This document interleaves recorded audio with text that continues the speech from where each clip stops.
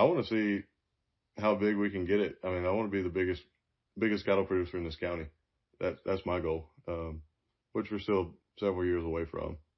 We've got to grow, but yeah, I don't think there's a limit as to how big we can get. I think as long as there's land available, I want to put cows on it and keep going. Day to day, it's always different. Uh, Never have a set schedule, but for the most part, we go around all the pastures and make sure the cows are in good condition and feed them in the winter and just kind of make sure they're all accounted for, check fences, make sure the bulls are in good shape, and a lot of what goes into it depends on the weather.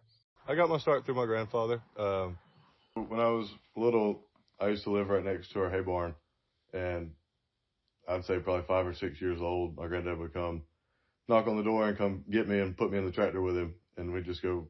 I'd be with him all day baling hay or doing whatever, looking at the cows. But most of the time I was in the hayfield, and he'd pay me $1 a bale for every bale I put on the trailer when we were loading a load of hay.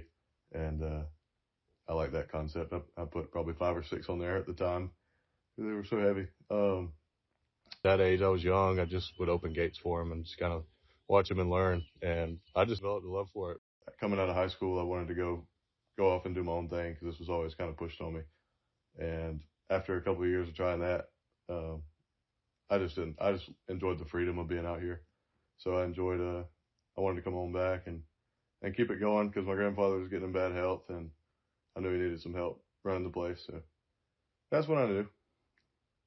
I love it due to the freedom. I guess I don't have a boss breathing down my neck. I get to be outside all the time, which I love. Um, I don't know.